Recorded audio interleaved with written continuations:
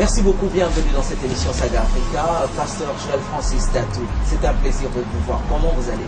Je vais très bien, merci, par la grâce de Dieu. Merci beaucoup. On a toujours dit qu'à Kinshasa, il y a des pasteurs, des bons pasteurs, des gens qui travaillent avec un grand cœur pour Jésus-Christ et surtout ramener beaucoup de gens à aimer Jésus-Christ. Ici, on parle du Congo.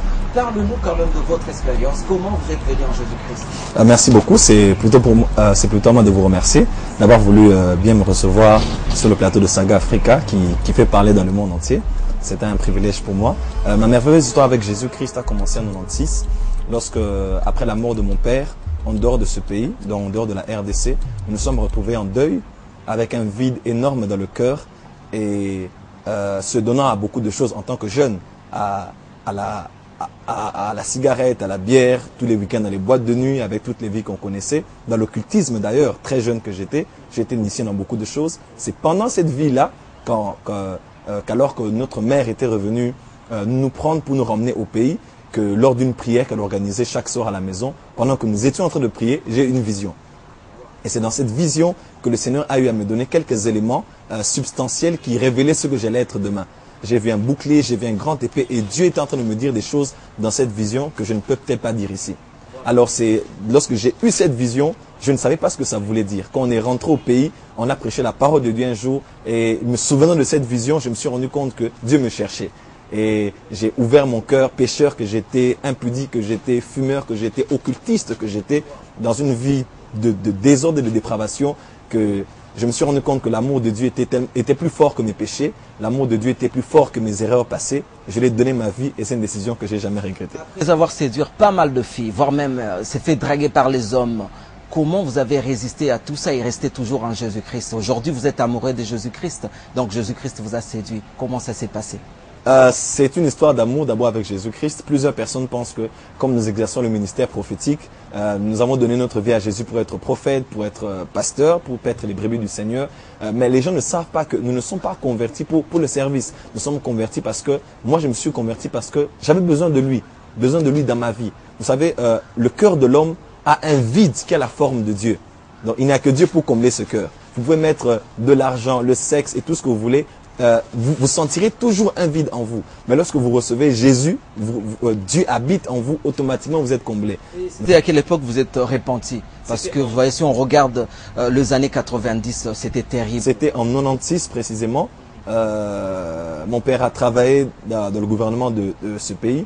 Et dans cette vie d'opulence que nous avions avec un père qui n'était pas toujours là, mais gloire à Dieu qui nous a laissé un très bel exemple à suivre même après son décès.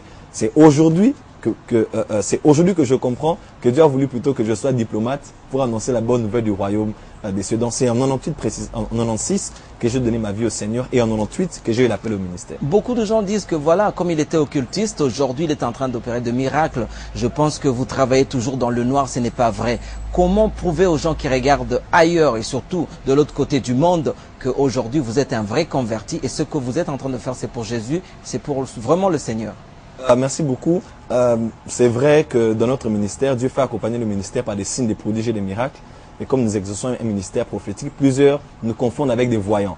Pour la simple raison que ce qu'ils font, nous le faisons aussi. C'est pas différent de la période de Moïse dans la maison de Pharaon. Vous vous rappelez bien, lorsque Moïse faisait un miracle, les magiciens de Pharaon en faisaient aussi un. Mais le but de tout ce que nous faisons comme miracle ne dirige pas les regards des hommes vers nous. Parce que nous ne sommes pas des stars, nous ne sommes pas des vedettes. Notre vedette à nous, c'est Christ. Les regards des hommes, nous les dirigeons vers lui. Et je crois que c'est aux hommes de discerner. Il est écrit, vous les reconnaîtrez par leurs fruits. Si les gens voient que les fruits sont plutôt plus pour nous faire exposer, alors qu'ils ne croient pas en nous. Vous voulez dire que les Africains croient plus aux occultistes ou aux féticheurs, moins qu'à Jésus-Christ? C'est une tragédie parce que comment est-ce qu'on peut dire aujourd'hui que des miracles se sont accomplis? Si le pasteur a opéré des miracles, ça veut dire que c'est un occultiste. Ça, c'est diminuer Dieu. C'est une insulte à Dieu. Est-ce que ce n'est que le diable qui peut faire marcher les paralytiques ou ouvrir les yeux des aveugles? Et alors le Dieu qui est plus puissant que le diable qu'il a même créé. En fait, Dieu a créé Lucifer, pas le diable.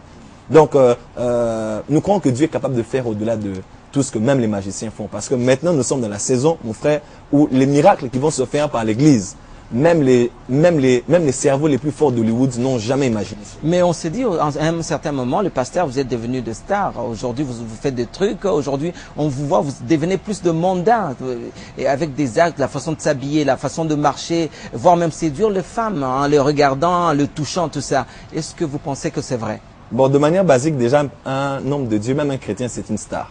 De manière claire, une star, c'est une étoile. Donc nous sommes déjà des étoiles, fils d'Abraham. Nous ne sommes pas la postérité comme les sables du bord de la mer, mais nous sommes les étoiles dans les cieux. Donc tout chrétien est déjà une star. Donc ce n'est même pas comment vous voulez voir comme des stars. Nous sommes des stars parce que nous sommes des étoiles et nous brillons. Du reste, Jésus est l'étoile brillante du matin. C'est des star of the morning.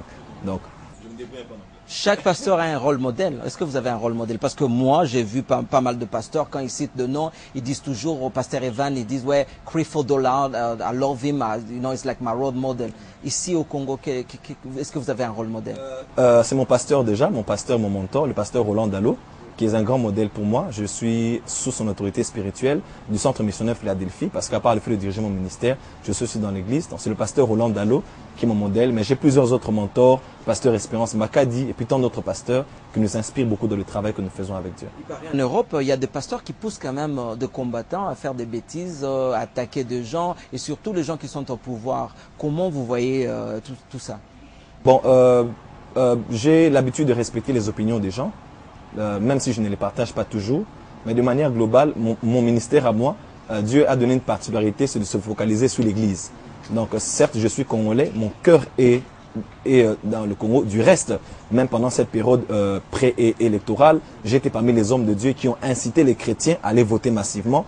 J'ai été parmi les hommes de Dieu qui en public ont incité massivement aux chrétiens d'aller se poser candidat comme des députés. Pourquoi? Parce que ma démarche à moi, homme de Dieu, je sais que la responsabilité de la nation n'incombe pas d'abord aux Congolais, mais incombe à l'Église qui est dans le Congo. Et il déclare que si le peuple sur qui est invoqué mon nom s'humilie, prie, cherche ma face, à la fin Dieu dit, je guérirai son pays. Donc le problème, ce n'est pas d'abord le pays, mais c'est le peuple qui est dans le pays qui invoque le nom du Seigneur. Ma responsabilité à moi, c'est de dire à l'Église de jouer un rôle particulier. Ça, c'est déjà quelque chose de très important. Mais une chose est très importante aussi par rapport à tout ce qui se passe que vous avez dit.